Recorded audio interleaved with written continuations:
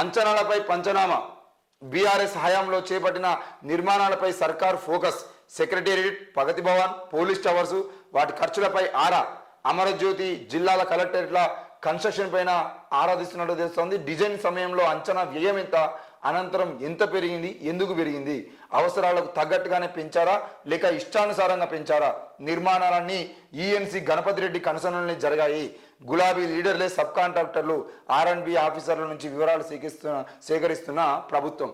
మరి బీఆర్ఎస్ హయాంలో నిర్మించిన నూతన సెక్రటేరియట్, పోలీస్ టవర్స్ అంటే కమాండ్ కంట్రోలింగ్ సెంటర్, ప్రగతి భవను, అమరజ్యోతి జిల్లాల కలెక్టరేట్ల నాణ్యత, నిర్మాణ వ్యయంపై రాష్ట్ర ప్రభుత్వం ఫోకస్ పెట్టింది. డిజైన్ సమయంలో అంచనా వ్యయం ఎంత, పని పూర్తయ్యేసరికి ఎంత పెరిగింది, అందుకు గల కారణాలు ఏంటి అనే కోణంలో ఆర్ఎండ్బి అధికారుల నుంచి ప్రభుత్వం సమాచారం సేకరిస్తున్నట్లు విశ్వసనీయ వర్గాల ద్వారా తెలిసింది.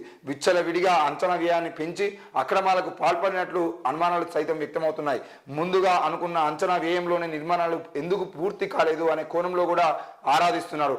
అవసరాలకు తగ్గట్టుగానే అంచనాలను పెంచారా లేకపోతే వారి అవసరాల కోసం పెంచారా అనే దాని మీద పంచనామా వేస్తున్నట్టుగా అయితే తెలుస్తూ ఉంది. మరి ఏది ఏమైనా కూడా తెలంగాణ వచ్చిన తర్వాత రెండోసారి అధికారంలోకి వచ్చినటువంటి బీఆర్ఎస్ ప్రభుత్వము ముఖ్యంగా 125 అడుగుల అంబేద్కర్ విగ్రహానికి సంబంధించిన విషయంలో కానీ, ఇప్పుడు బాబాసాహెబ్ అంబేద్కర్ విగ్రహం కావాలని కోరినటువంటి వాళ్ళు ఎవరు లేరు.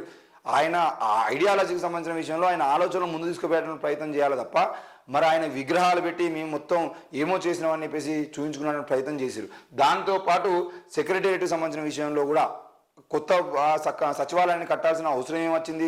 అప్పటికప్పుడు ఒక నిర్ణయం తీసుకొని సచివాలయాన్ని కూలగొట్టిన తర్వాత కొత్త సచివాలయం కడుతున్నామని చెప్పేసి ఆ కొత్త సచివాలయాన్ని కట్టి చూపించారు. మరి అంత తొందరగా సచివాలయాన్ని కట్టాల్సిన అవసరం ఏమొచ్చింది. దాంతోపాటు ప్రగతి భవన్ నిర్మాణం సంబంధించిన విషయంలో కానీ, పోలీస్ టవర్స్కి సంబంధించిన విషయంలో కానీ, అక్కడ అమరవీరుల జ్యోతికి సంబంధించిన విషయంలో కానీ, ఇట్లా ప్రతి జిల్లాలో జిల్లా కలెక్టర్కి సంబంధించిన విషయంలో కానీ, ఆ జిల్లా కలెక్టర్ల భవనాలకు సంబంధించిన విషయంలో అయితే వాటిని కట్టడానికి నిర్ణయం తీసుకున్నారు. కట్టడానికి ఆలోచన చేసిన తర్వాత మరి ఎందుకు ఏడాది 2 నెలల్లోనే నిర్మాణానికి పూర్తయ్యేటువంటి క్రమంలో ఎందుకు అంచనాలకు మించి వాటిని మళ్ళీ బడ్జెట్ పెంచాల్సిన అవసరం వచ్చింది. కేవలం 2 ఏళ్ళు 3 ఏళ్ళలోనే ఆ రేట్లు పెరిగినాయి అని చెప్పేసి వాటిని మిగతా వివిధ అంశాలను చూపించి రేట్లు పెంచాల్సిన అవసరం వచ్చింది అని అంటే పూర్తిగా ఆ సబ్ కాంట్రాక్టర్లు మొత్తం కూడా గులాబీ బాస్కు సంబంధించిన వ్యక్తులు లేదంటే గులాబీ లీడర్లు, మంత్రులు, ఎమ్మెల్యేలుగా ఉన్నటువంటి వ్యక్తులే కాబట్టి వాళ్ళ కోసమే ఆ కాంట్రాక్టులు పెంచిర్రు, వాటి డబ్బులు పెంచాలని ప్రయత్నం చేశారని చెప్పేసి తెలుస్తోంది.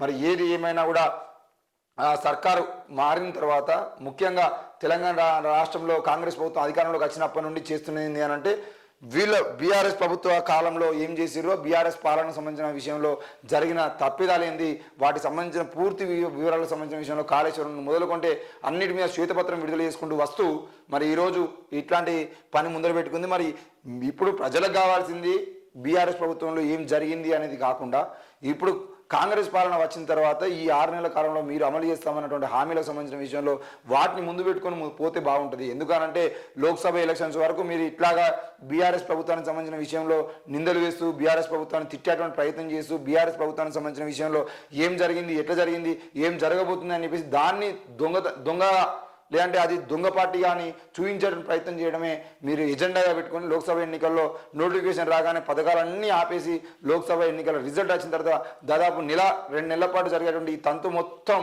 ఈ ప్రజలు మిమ్మల్ని ప్రశ్నించకుండా చూసుకునేటువంటి ప్రయత్నం చేయడం కూడా సరైనది కాదు. లోక్సభ ఎన్నికల్లోపు మీరు చేయాల్సింది చేసి లోక్సభ నోటిఫికేషన్ వచ్చిన తర్వాత మీరు మళ్ళీ బీఆర్ఎస్ పార్టీకి సంబంధించిన విషయంలో ఏమేమి జరిగినాయి, ఏ తప్పిదాలు జరిగినాయో మీరు మాట్లాడండి అని ఇప్పుడు ఎలక్షన్లకు ముందు టైంపాస్ చేసేటువంటి ప్రయత్నాలు అయితే చేయొద్దు.